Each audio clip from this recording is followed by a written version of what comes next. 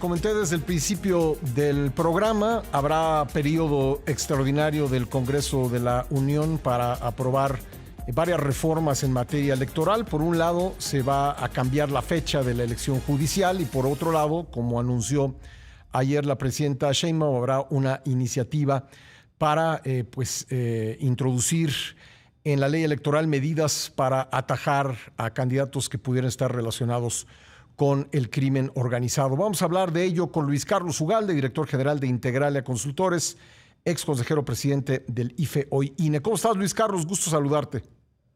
Igualmente, Pascal. Buenos días. Bueno, pues, ¿qué te parecen estas iniciativas, estimado Luis Carlos? Pues son varias. La primera es la reforma judicial a la reforma judicial. Me parece que es un paso correcto, en la ruta correcta, pero me parece que la corrección es marginal frente al tamaño del problema que se gestó en 2024. Es decir, se cambia la elección a 2028, bien, eso evita una elección caótica en 2027, se mejora la forma como se eligen a los candidatos al Poder Judicial, bueno. Se reduce el número de candidatos, bueno, pero el problema que se gestó es tan grande que estos arreglos en el margen son positivos, pero son marginales. El problema persiste y esa es la realidad. Ahora, además de esas, se presentaron dos propuestas ayer adicionales. Una es que los partidos puedan consultar a el gobierno el historial de las personas que quieren postular como candidatos para detectar si alguno de ellos tiene vínculos con el crimen organizado. Nuevamente, ¿es algo positivo? Sí, pero es algo marginal para la magnitud del problema.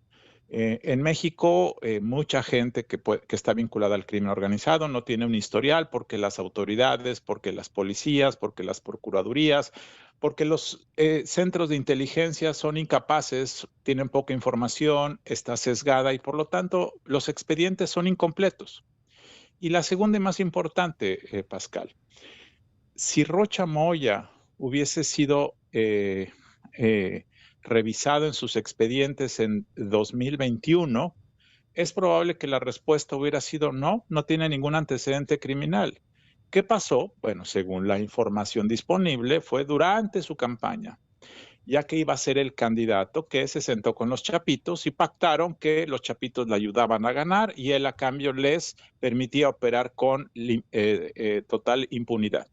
Entonces, ¿de qué sirve preguntar los antecedentes de alguien si muchas veces los candidatos son capturados, sobornados, obligados a ser parte del negocio durante las campañas? Entonces, qué bueno que puedan preguntar los partidos sobre sus candidatos, pero eso no es la solución de fondo. Y luego la tercera iniciativa que se presentó ayer por Ricardo Monreal tiene que ver con anular elecciones si se detecta la interferencia del crimen organizado, si se detecta la interferencia extranjera en una elección. Es decir, Trump que el próximo año diga, yo quiero que gane tal partido o no quiero que gane tal partido por alguna razón, como lo hizo en Honduras, como lo hizo en Argentina. Y eso claramente es el temor que tiene el gobierno de que Trump en algún momento en el futuro o los republicanos en general pudieran opinar sobre las elecciones mexicanas. Entonces, esto pues en principio no diría sí, hay que defender la soberanía nacional, pero esto es muy riesgoso, Pascal, porque ¿qué significa intervención? ¿Significa una declaración de Trump? ¿Significa una declaración más dinero? ¿Significa una operación política? ¿Significa que haya personal de otro país operando en México? Dicho de otra manera, Pascal, ¿qué pasa si mañana el presidente de Cuba sale y dice, yo quiero que tal candidato sea presidente de México porque es lo mejor para ese país? Esa declaración del presidente cubano equivale a interferencia, equivale a que sea determinante para que alguien gane. Entonces, esto es un terreno muy pantanoso y por lo tanto me parece que esto que podría sonar bien, al final puede causar más problemas. Y una cosa es determinar qué es intervención extranjera y luego pues habría que ver qué pasa después, porque si la intervención o la supuesta intervención ocurre antes de las elecciones, ¿qué pasa? ¿Se suspenden las elecciones? Si ocurre el día de las elecciones, ¿se anulan los resultados? En fin, son escenarios complejos de resolver, Luis Carlos. es muy complicado resolver y por lo tanto me parece que aunque esto ocurre, colocarlo en la Constitución me parece un riesgo enorme porque mañana Ujú. cualquiera va a reclamar que tal o cual personaje de tal o cual país dijo algo y que por lo tanto la elección es anulable. Recuerda que, que hay indicios, comentarios de que Hugo Chávez pudo haber ayudado a López Obrador en 2006. ¿Fue cierto? ¿No fue cierto? ¿Fue determinante? No, pues es algo incierto, pero bajo ese criterio, si López Obrador hubiera ganado en 2006, mucha gente hubiera dicho que se anule. Eh, entonces, esto me parece un terreno pantanoso. Y luego, imaginemos que el presidente cubano se decide a opinar sobre las elecciones mexicanas en Ujú. 2030, por ejemplo. Imaginemos que O el gana de Morena la Colombia, ¿no? elección presidencial o Sí. de Colombia Ujú. y dicen, queremos que gane Morena. ¿Qué significa que lo diga? Por eso ganaría Morena. Y si gana Morena, vamos a anular la elección porque el presidente cubano de forma imprudente 3 días antes dijo que gane Ujú. Morena. ¿Y cuánta gente le va a haber hecho caso? Entonces, estas son cosas muy complicadas, muy pantanosas, y creo que meterla es un riesgo. Creo que lo que sí hay que meter es que cuando se compruebe la intervención del crimen organizado, Ujú. se anulen elecciones. Eso sí me parece urgente, porque el crimen organizado eh, amenaza votantes, levanta candidatos, roba urnas, y eso sí es una intervención directa que sí cambia resultados. Eso sí requiere urgentemente ponerlo en la Constitución para que el crimen organizado se dé cuenta de que si hace algo, simplemente contribuye a anular la elección y con eso podemos disuadir que lo haga. Luis Carlos, me gustaría hacerte algunas preguntas más. Tengo que hacer aquí un corte obligado. Regresamos en 2 minutos si eres tan amable. Agradezco mucho a Luis Carlos Ugalde que me haya esperado para continuar esta entrevista. Luis Carlos, en más de un siglo no se ha anulado una sola elección federal en México. Sí se han anulado algunas de gobernador, pero pues han sido muy pocas. Y sí se han anulado varias municipales, pero tomando en cuenta el número de municipios y el número de elecciones, pues también es un porcentaje muy bajo. ¿Qué significa abrir la puerta a que pudiera anularse una elección federal con esta iniciativa promovida por Ricardo Monreal anunciada ayer?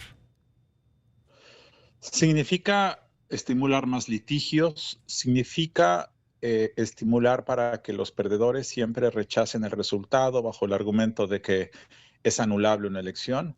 Por supuesto que los sistemas electorales deben tener siempre la puerta de la anulación cuando algo extraordinario, ostensible, grave y verificable ocurre, pero me parece que este tema de la intervención extranjera por definición es tan impreciso, tan subjetivo, tan etéreo, que introducirlo genera más problemas que beneficios.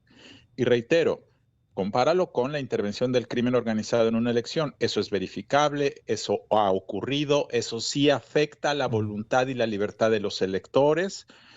Una declaración o una supuesta intervención extranjera es algo muy difícil de evaluar. Por lo tanto, me parece que esta idea para cuidar la soberanía genera más problemas en el futuro que lo que busca solucionar. ¿Por qué te parece a ti que esta iniciativa, esta última de la que estamos hablando, de la anulación por intervención extranjera, pues la anuncie Monreal y no sea parte de la iniciativa presidencial? ¿Hay una descoordinación o así intencionalmente quisieron hacerlo? Pues no tengo idea, puede ser que Monreal se le ocurrió en el último minuto y se lo preguntó a la presidenta, puede ser que la presidenta no quería presentarlo porque claramente tiene dedicatoria a Trump, puede ser que simplemente sea una idea propia, en fin, no lo sé, pero claramente es muy probable que la haya consultado y que le hayan dicho, sí, suena bien, porque reitero, creo que hay temor en Morena y en el gobierno en este momento que Trump en algún momento en el futuro pueda opinar de elecciones mexicanas. Y por cierto, si lo hiciera, Ujú. que a mí no me parece correcto que lo hiciera, pero si lo hiciera, quién sabe si ayude o no ayude y quién sabe a quién ayude. Es decir, no porque Trump lo diga, los mexicanos van a decir lo que Trump quiera. A lo mejor genera antipatía y acaba por beneficiar a quien supuestamente busca perjudicar. Y además recuerdo que en el caso de la elección ecuatoriana, lo recuerdo perfectamente, que desde acá se expresó simpatía por la candidata de la izquierda, que si mal no recuerdo se llamaba Luisa González. en la más reciente elección. También desde acá ha habido comentarios que buscan intervenir en elecciones en otros países, ¿no? Pues eso también es cierto decirlo y qué bueno que lo sacas como un ejemplo, claro. Bueno, Luis Carlos, ¿qué tendría que incluir una iniciativa que aborde de verdad el tema de la intervención del crimen organizado en las elecciones? Me decías hace rato, pues los antecedentes penales pues pueden no representar mucho, pueden no representar nada. En el caso de Rocha Moya no hubieran significado nada, pero ¿qué es lo que sí debería incluir una iniciativa que tome en serio este problema que es real, que está, que lo hemos visto en los hechos? Creo, Pascal, que lo que tienes que hacer es establecer un régimen de excepción temporal, transitorio, en aquellos territorios donde el crimen organizado manda y que por lo tanto cualquier candidatura de cualquier partido que haga campaña ahí será capturada, ejecutada, sobornada. Entonces, un régimen transitorio podría implicar, por ejemplo, que mientras no se recupere la soberanía de esas regiones, el sistema de elecciones tendrá que ser por métodos extraordinarios. Por ejemplo, el Congreso del Estado podría nombrar a las autoridades de sus territorios o el Senado de la República para evitar que con una persona que entra a hacer campaña será capturado o ejecutado. Eso es la realidad.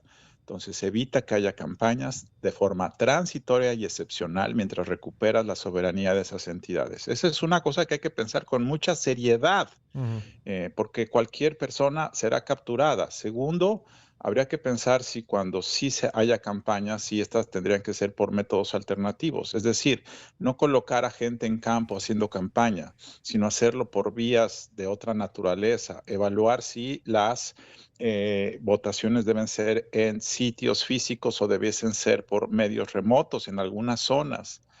Tres, propiciar o, por supuesto, una protección especial, pero reitero, esto es bastante superficial porque pones protección, pero a las 3 de la mañana entran a tu casa y te matan. Y cuatro, por supuesto que esto de pedir antecedentes es un tema importante, pero creo que disuadir al crimen organizado de que cualquier indicio de que haya habido alguna participación propicia la nulidad, incluso sin queja de parte, porque el gran problema es que la gente no quiere denunciar. Entonces, por oficio, el INE puede, bajo indicios determinados, asumir que sí hubo alguna intervención, investiga de oficio y procede la anulación. Esto claramente al crimen organizado le diría, ¿para qué te metes? No vas a ayudar a tus amigos metiéndote, mejor no te metas y de esa forma evitas que se anule la elección. Bueno, me queda un minutito. Lo que me estás diciendo básicamente es que hay regiones, estados del país donde no se puede llevar a cabo en este momento elecciones de forma normal, Yo pues. creo donde si pones a candidatos a competir, la probabilidad de que sean capturados es muy, muy alta y por lo tanto no existen las condiciones políticas para poder llevar a cabo elecciones libres, porque hoy, Pascal, en una porción del territorio nacional, las elecciones se definen antes de la jornada electoral y son palomeadas por bandas del crimen organizado. En esas regiones, en los hechos, no existe democracia electoral en el sentido sustantivo de la palabra. Pues ahí está. Luis Carlos, muchas gracias por habernos acompañado esta mañana. Gracias, buenos días. Gracias a Luis Carlos Ugalde. Vamos